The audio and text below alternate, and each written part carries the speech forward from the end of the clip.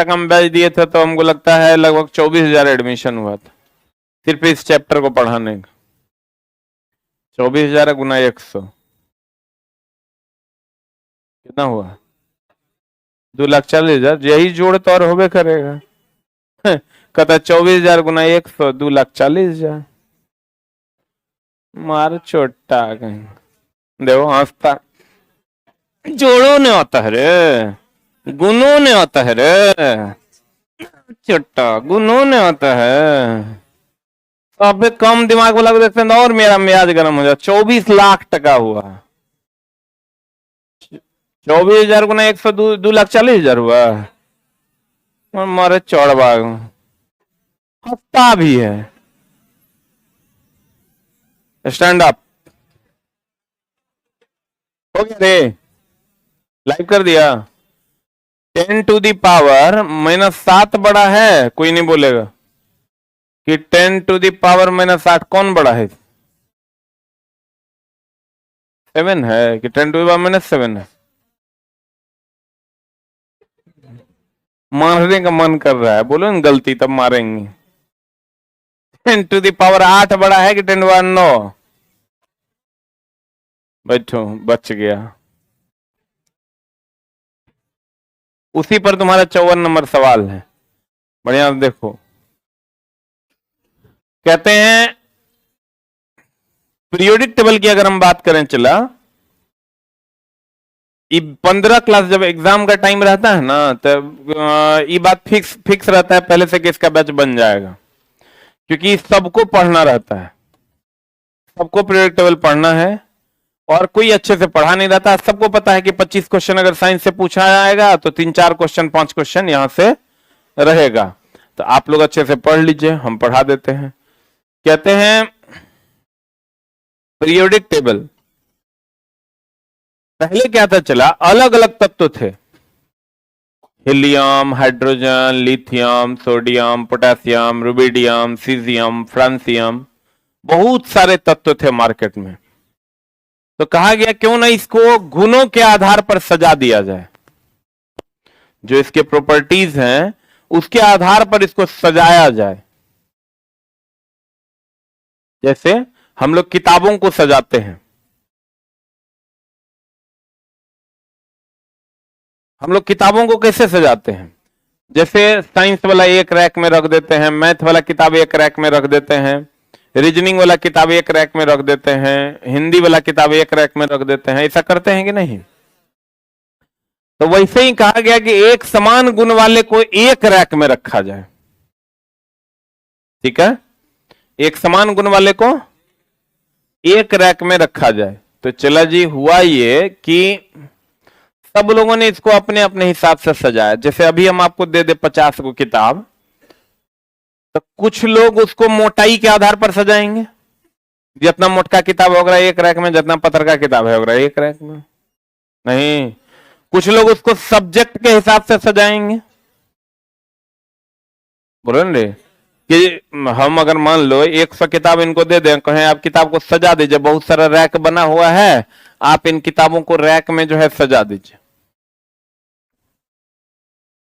ठीक है, तो कुछ लोग होंगे कि मोटापे के हिसाब से सजाएंगे, जितना मोटा किताब इसमें, उससे पतला इसमें, उससे पतला इसमें, उससे पतला इसमें।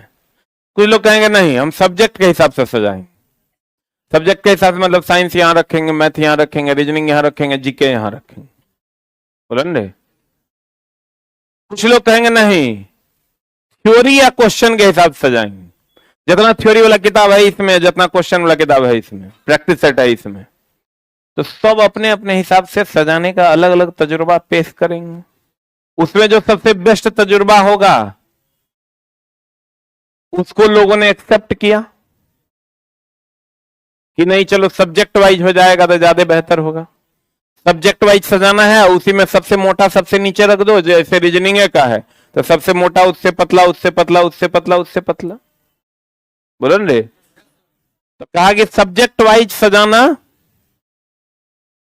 ज्यादा उचित होगा। तो सब अलग अलग टाइप से बोला, कोई मोटा पतला बोला, कोई सब्जेक्ट वाइज बोला, कोई थ्योरी क्वेश्चन बोला। तो वैसे ही मामला यहां भी था, सबने अलग अलग प्रकार से सजाने की बात कही।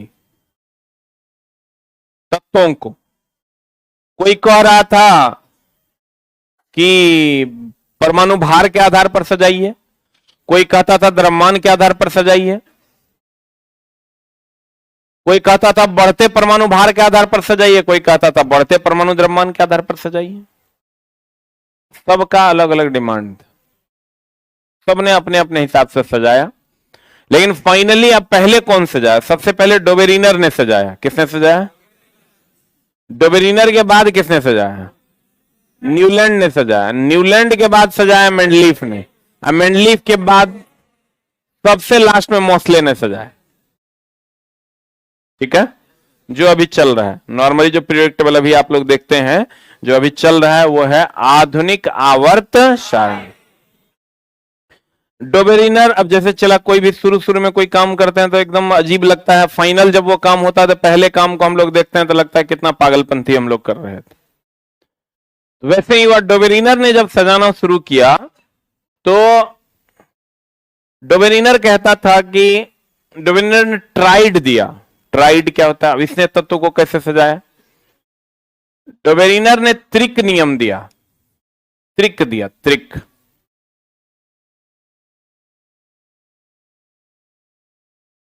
त्रिक जिसको हम ट्राइड के नाम से जानते हैं। त्रिक को किसके नाम से जानते हैं? ट्राइड के नाम से जानते हैं। अभी क्या कहता था? ये कहता था जैसे लिथियम है,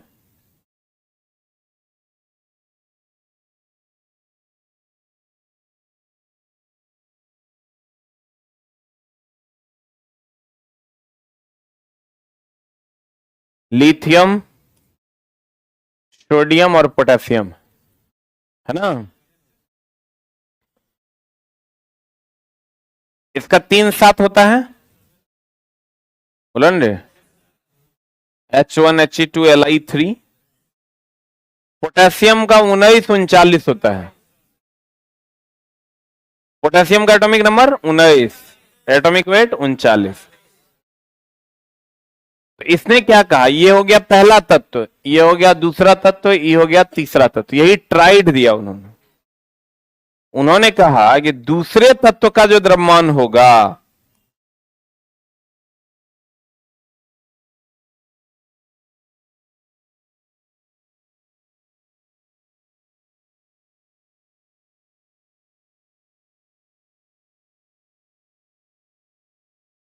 दूसरे का जो द्रव्यमान होगा, यह दूसरा है ना, वो पहला प्लस तीसरा का औसत होगा। औसत मतलब जितना तत्व की संख्या उतना से भाग, बोलिए ना। अब गौर से देखिए, दूसरे तत्व का जो द्रव्यमान होगा, पहला तत्व का द्रव्यमान कितना है? पहले तत्व का द्रव्यमान है 7, 7 न है। तीसरे का कितना है? अब बटे 2।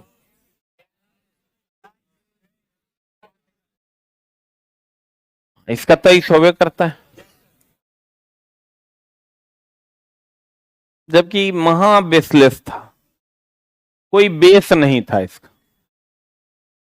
पहले तत्व का द्रव्यमान तीसरे तत्व के द्रव्यमान का जो योग है, का जो औसत है, वो दूसरे तत्व के द्रव्यमान के बराबर था। बोलन रे, पहला और तीसरा का जो औसत था द्रव्यमान का, वो दूसरे तत्व के द्रव्यमान के बराबर था। बोल में नहीं करे, सही की गलत? ये हो गया चला 23। क्या हो गया ये? इसको इन्होंने त्रिक नियम दिया, 1 2 3। इसको क्या दिया था इन्होंने? त्रिक नियम दिया। इन्होंने 3 त्रिक दिए थे। ठीक है, अब इसके बारे में क्या कहते थे डोबेरिनर? पहला डोबेरिनर ने ट्राइड दिया, त्रिक नियम दिया 1829 में। गौर फरमाइएगा, इसकी खोज डोबेरिनर ने 1829 में किया। जन्म इनका हुआ था डोबेरिनर का 1780 में, इनकी मृत्यु 1849 में। ये कहां के थे? 1829 में इन्होंने 3 ग्रुप में तत्वों को रखा जिसके गुण समान थे, जिसे इन्होंने क्या कहा? इसके अनुसार बीच वाले का परमाणु द्रव्यमान, बीच वाला मतलब दूसरा ना, बीच वाले का परमाणु द्रव्यमान दोनों तरफ वाले तत्व के द्रव्यमान के क्या होगा? दोनों तरफ मतलब पहला और तीसरा का क्या होगा? औसत।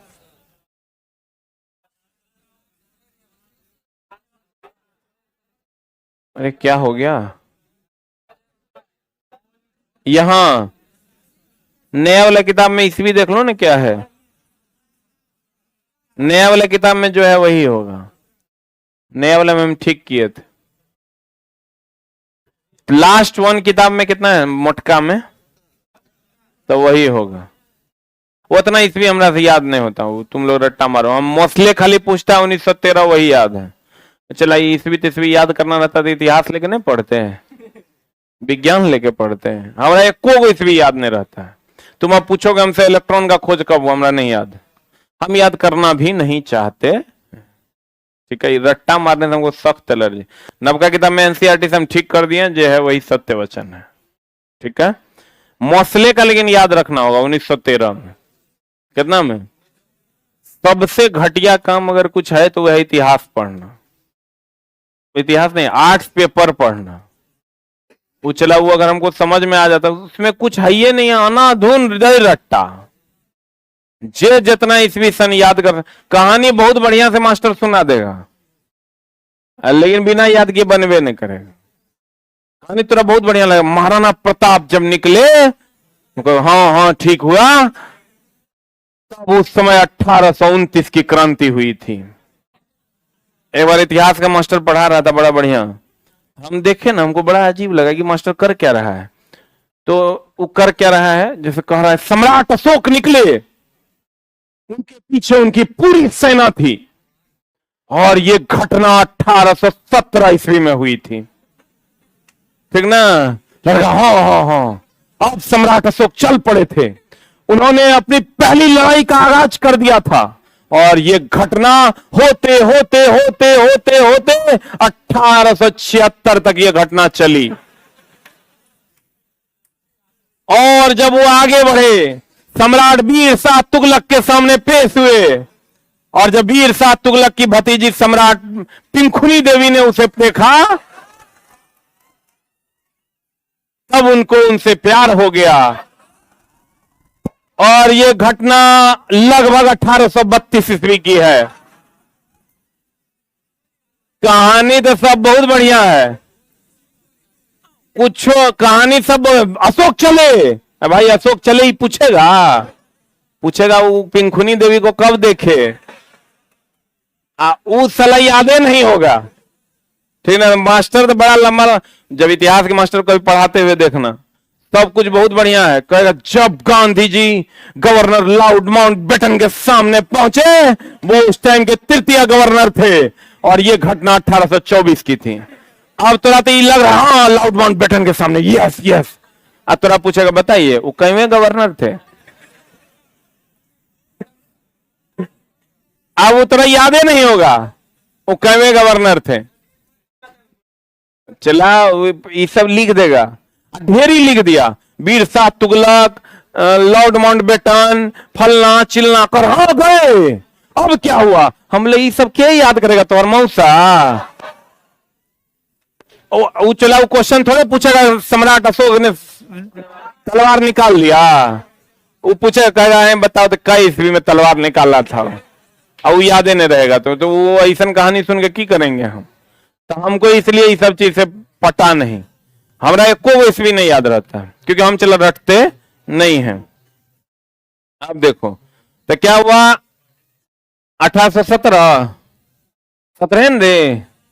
में उन्होंने 3 ग्रुप में तत्वों को रखा जिसके गुण समान थे, उन्होंने उसे ट्राइड कहा। इसके अनुसार बीच वाला यानी दूसरे परमाणु का जो द्रव्यमान होगा वो दोनों तरफ वाले परमाणु द्रव्यमान का क्या होगा, औसत। जैसे देखिए लिथियम और सोडियम, और लिथियम सोडियम पोटेशियम, देखिए तो ये दोनों का जो द्रव्यमान का औसत होगा 6.939 भागा 2 कर दोगे 22.95 अप्रॉक्स 23 के बराबर हो जाएगा। उसी तरीके से एक और ट्राइड था कैल्शियम, बेरियम और स्ट्रांसियम का, सेम टू सेम।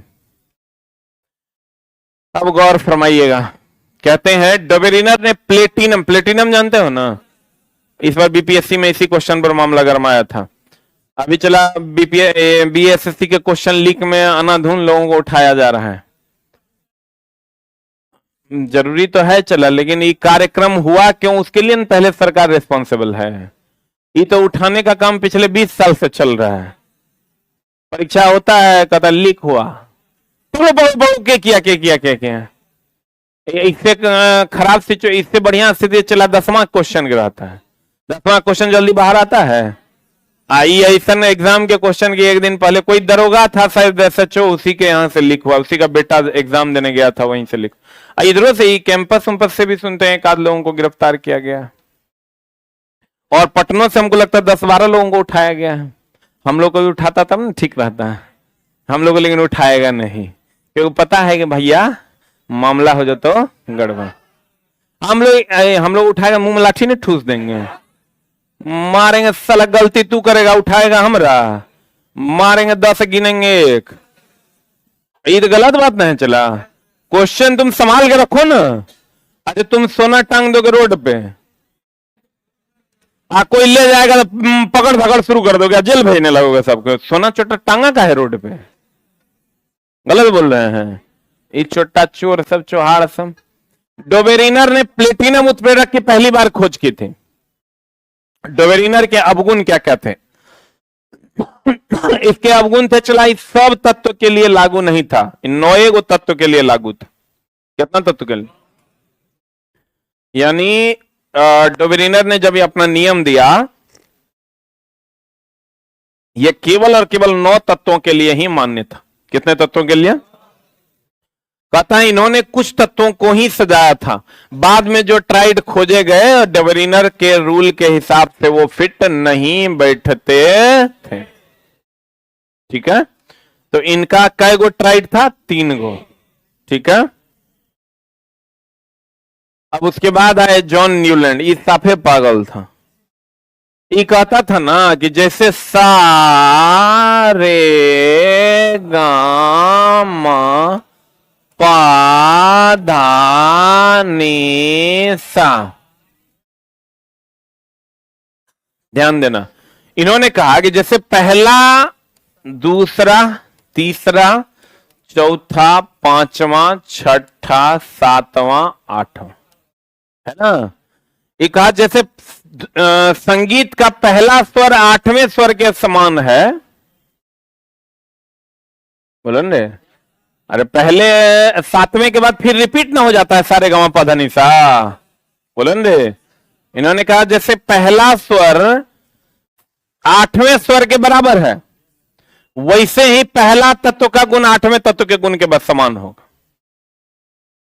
मतलब से चलते ही पीरियोडिक टेबल हो, मामला गड़बड़ा गया। इसका भी गुण कुछ दूर तक मान्य था, उसके बाद मान्य नहीं था। तो इन्होंने कहा जैसे संगीत के स्वर हर 8वें पर समान हो जाता है, वैसे ही तत्व आवर्त सारणी में हर 8वें तत्व का गुण समान होगा। और इन्होंने इसको अष्टक नियम दिया, क्योंकि 8वें तत्व का गुण समान था। इन्होंने इसको कौन नियम दिया? अष्टक नियम।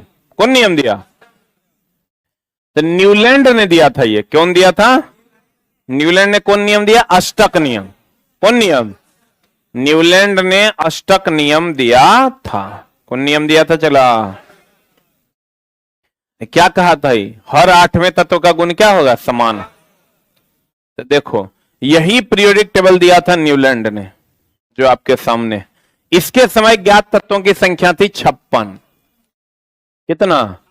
जब ये खोज शुरू किया था तब ज्ञात तत्वों की संख्या 56 थी, और धीरे धीरे फिर जब मेंडलीफ के पास गया तो 63 हो गया, आज जब मोसले के पास गया तो 114 हो गया, अब 118 है। ठीक है, जब डोबेरिनर के समय कोई मैये बाप नहीं था, 9 गो के बाद रूल लागू नहीं होता था। लेकिन न्यूलैंड के समय ज्ञात तत्वों की संख्या 56 थी, मेंडलीफ के समय ज्ञात तत्वों की संख्या 63 थी, और मोसले के समय ज्ञात तत्वों की संख्या 114 थी। अब जो कहेगा ज्ञात तत्वों की संख्या 118। अब देखिए, इनका कहना था ये पहला तत्व है, दूसरा, तीसरा, चौथा, पांचवा, छठा, सातवां, आठवां। तो पहले तत्व का गुण आठवें तत्व के गुण के समान था, बोले रे। इसका मतलब दूसरे तत्व का गुण 9वें से के समान होगा। कितना का गैप है? कितना का गैप है रे?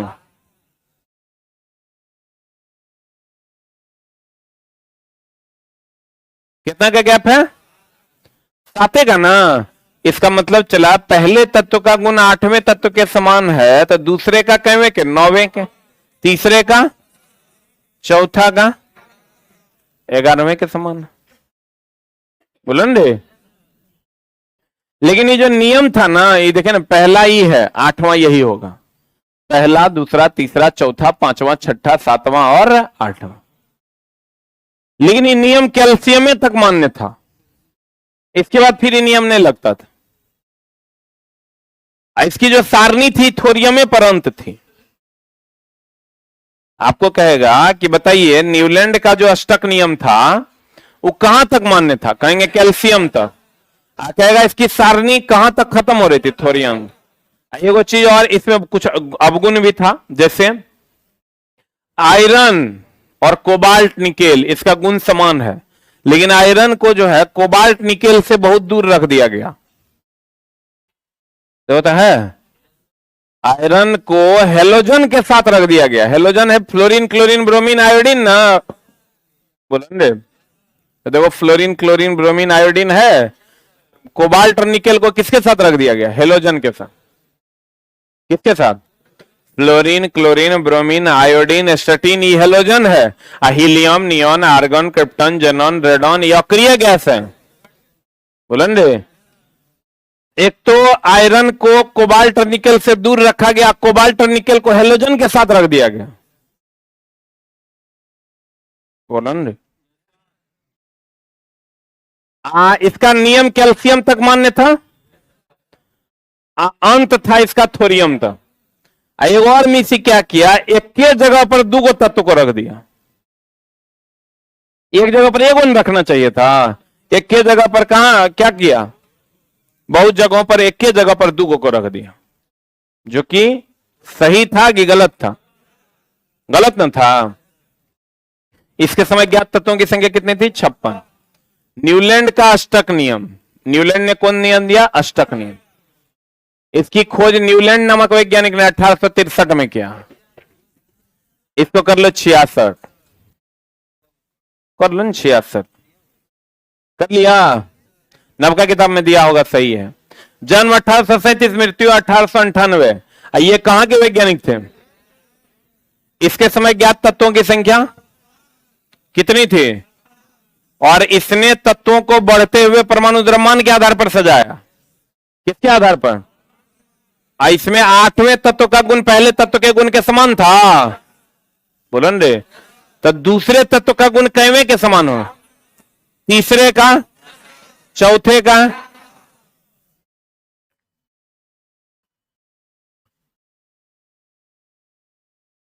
इस बीच में कौन बात आ गया है? तत्व की समानता। देखो पहले तत्व का गुण कैवें के समान, 8वें का कितना का गैप है? न्यूलैंड की तालिका में कोबाल्ट और तथा निकेल को हेलोजन के साथ रखा गया। इस साइड रखा गया था हेलोजन के साथ, बोलन रे। अब कहता है आयरन का गुण कोबाल्ट निकेल जैसा है, लेकिन इसे बहुत दूर रखा गया, बोलन रे। कहा? यहां 15/7/22। नवका किताब में कितना है? हम सब ठीक हो गया है, चला। न्यूलैंड ने की तालिका में कोबाल्ट और निकेल को इस साइड हेलोजन के साथ में रख दिया गया, बोलन रे। अब फिर कहता आयरन को का गुण कोबाल्ट और निकेल के समान था, फिर भी दोनों को दूर दूर रखा गया। फिर कहता है न्यूलैंड की तालिका में थोरियम पर समाप्त हो जाती है। कहां पर समाप्त हो जाती है? इसका नियम कैल्शियम तक मान्य है। नियम कहां तक मान्य है?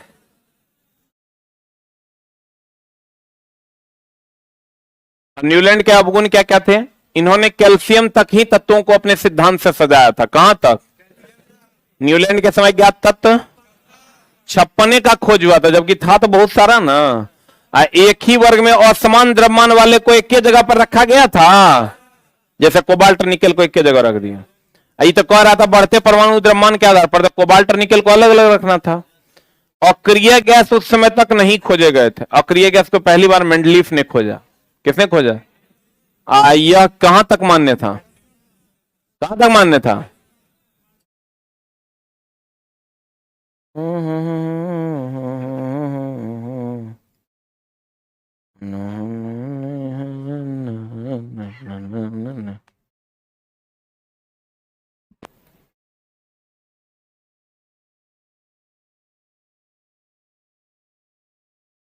देखो चला, ये जो डोबेरिनर था, न्यूलैंड था, मेंडलीफ था, ये तीनों ने परमाणु द्रव्यमान के आधार पर सजाया था।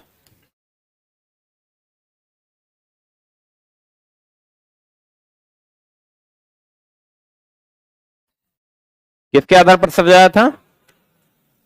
किसके आधार पर? परमाणु द्रव्यमान समझते हैं कि नहीं? जैसे सोडियम ले लीजिए आप,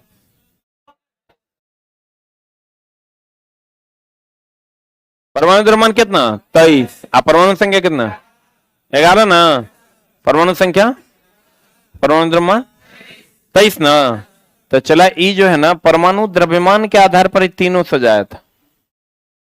ई जो था परमाणु संख्या के आधार पर सजाया था। कौन?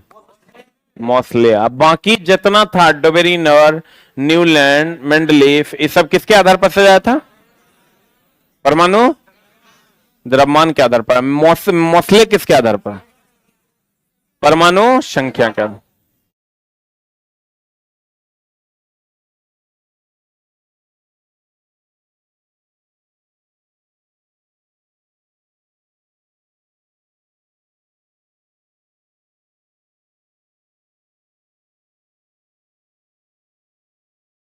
तो चला, अब हम ये कह सकते हैं,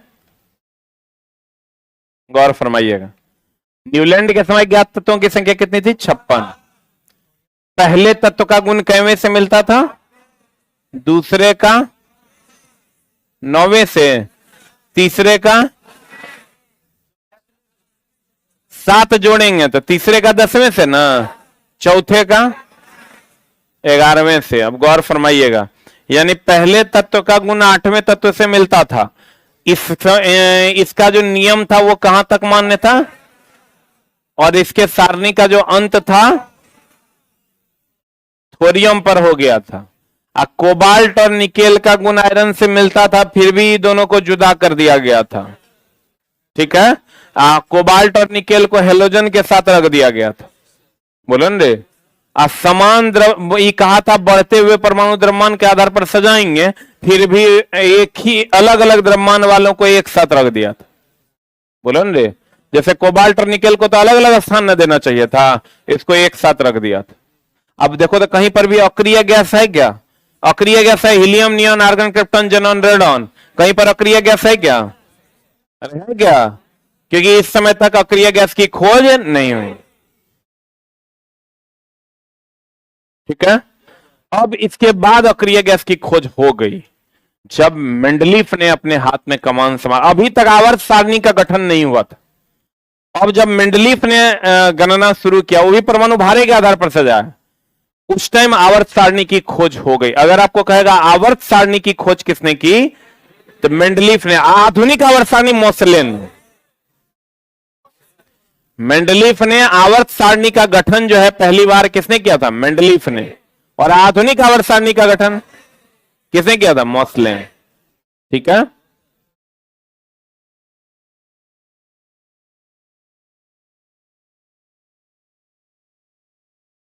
अब मेंडलीफ ने भी चला परमाणु द्रव्यमान के आधार पर ही सजाया।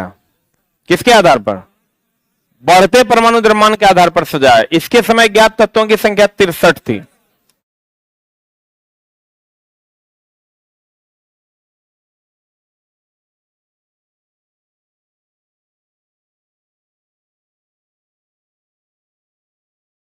इसके समय ज्ञात तत्वों की संख्या कितनी थी? चला 63। इसने भी परमाणु द्रव्यमान के आधार पर ही सजाया, बढ़ते हुए परमाणु द्रव्यमान के आधार पर। लेकिन इसके साथ कुछ झोल हो गया। झोल क्या हुआ जिसके कारण ये भी गड़बड़ा गया।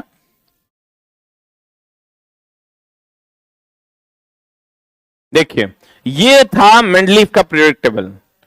वो जब काम करना शुरू किया था उस टाइम ज्ञात तत्वों की संख्या 63 थी, बाद में धीरे धीरे बढ़ गई। ठीक है, इस समय अक्रिय गैस की खोज हो चुकी थी। देख लो, हीलियम, नियॉन, आर्गन, क्रिप्टन, जरन, रेडन का खोज हो चुका था। इसने आवर्त सारणी में सबसे बाईं ओर अक्रिय गैस को स्थान दिया था। इधर सबसे बाईं ओर अक्रिय गैस को का स्थान दिया था, और यह परमाणु भार के आधार पर सजाया था, बढ़ते परमाणु भार के आधार पर। लेकिन इसके साथ झोल क्या हुआ ये देखो चला। जैसे यहां ले लो, सोडियम का 23, मैग्नीशियम, एल्युमिनियम, सिलिकॉन, फास्फोरस, तो देखो बढ़ते 23, 24, 27, 28, 31 बढ़ते परमाणु भार के आधार पर सजाया। लेकिन इसके साथ हुआ झोल। झोल क्या हो गया? क्या हो गया झोल? झोल ये हुआ कि एक होता समस्थानिक, जानते हैं?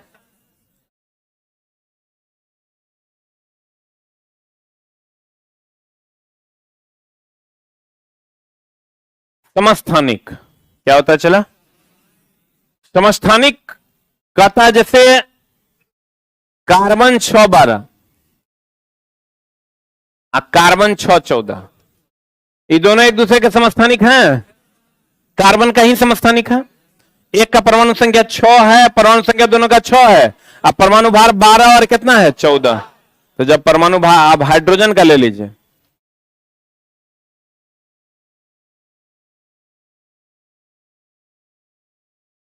हाइड्रोजन की अगर बात करोगे, इसमें आ जाता है प्रोटियम। प्रोटियम होता है चला P11,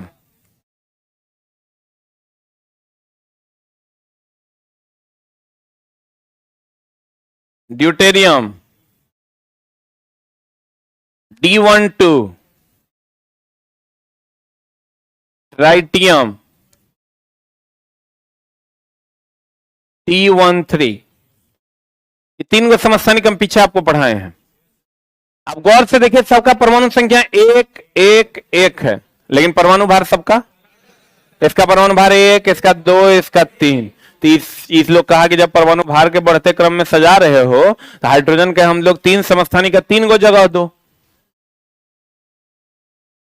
इसको मेंडलीफ ने आवारा कहा था, इसी के कारण मेंडलीफ बर्बाद हो गया। ये अकेले इसी को आवारा तत्व का नाम मेंडलीफ नहीं दिया था, क्योंकि यही चुट्टा चोर के कारण पूरा का पूरा मेंडलीफ का आवर्त सारणी तहस नहस हो गया। इसके बाद सबको पता चल गया था, सब जितना समस्थानिक था वो सब बोला जब परमाणु भार के आधार पर सजा रहे हो तो कार्बन मेरा एगो 12, एगो 14, 2 गो स्थान दो। पोलिनियम बैठ गया मुंह फुला के, हमको 27 गो स्थान दो। तो कहा 2-4 बीघा में पीरियोडिक टेबल बना देते हैं। तो चला, इन लोगों यही मेन तो हाइड्रोजन ने शुरू किया। हाइड्रोजन बोला हमको 3 गो स्थान चाहिए। जब परमाणु भार के आधार पर आप सजा रहे हैं तो 1, 2 और 3, तो हमको 3 गो स्थान दीजिए। तो ऐसा नहीं हो पाया तो लोगों ने कहा हम तुम्हारा पीरियोडिक टेबल मानेंगे नहीं। तो मोस्ले आया तो परमाणु संख्या सबका 1 है। परमाणु संख्या देखो सबका 1 है, 6 6। तो परमाणु संख्या के आधार पर सजा दिया तो कोई अपना स्थान मांगवे नहीं क्या, क्योंकि सबका जगह 6 है, वो एक जगह रहेगा। बोलन रे। तो ये जो परमाणु भार के आधार पर सजाया था, पहला आवर्त सारणी का गठन किसने किया था? मेंडलीफ ने। किसने किया था? फर्स्ट आवर्त सारणी periodic table is given by mister Mendeleev. और आधुनिक आवर्त सारणी का गठन किया था, त्रिक नियम किसने दिया? डोबेरिनर ने। क्या बोला? दूसरे तत्व का गुण जो है, दूसरे तत्व का जो द्रव्यमान है पहले और तीसरे के औसत के बराबर होगा, यही बोला था। डोबेरिनर ने कितने ट्राइड दिए? 3। बोलन रे। लेकिन उसके ट्राइड सफल नहीं। फिर न्यूलैंड ने अष्टक नियम दिया, उन्होंने कहा संगीत के स्वर जैसे सारे गा मा पा धा नी सा होते हैं, हर 8वें स्वर समान होता है, वैसे ही इसमें भी होगा। पहले तत्व का गुण 8वें से मिलेगा, दूसरे का 9वें से मिलेगा, तीसरे से 10वें से मिलेगा। बोलो न रे। तो न्यूलैंड ने अष्टक नियम दिया। कौन नियम दिया? लेकिन उसके समय ज्ञात तत्वों की संख्या 56 थी। वो नियम कैल्शियम में तक मान्य था। थोरियम पर आकर सारणीय समाप्त हो जाता था। कोबाल्ट और निकेल को आयरन से दूर रखा गया, जो कि सही। उसके बाद आए मेंडलीफ। मेंडलीफ ने क्या क्या आधुनिक आवर्त सारणी का जन्म दिया, और वो भी परमाणु भार के आधार पर। किसके आधार पर? आपको कहेगा अष्टक नियम कौन दिया? न्यूलैंड। इसके समय ज्ञात तत्व 56। कितने कितने? डोबेरिनर, न्यूलैंड और मेंडलीफ, तीनों ने परमाणु भार के आधार पर सजाया। किसके आधार पर थे? क्लियर है? पक्का? आज की कार्रवाई यहीं तक। एक मिनट, रे रुक रुक रुक, कोई अपनी जगह से नहीं हिलेगा। अच्छा छोड़ दो, 2 क्वेश्चन है ना, कल बता देंगे। अभी क्वेश्चन बताते ही लोग उठ गया।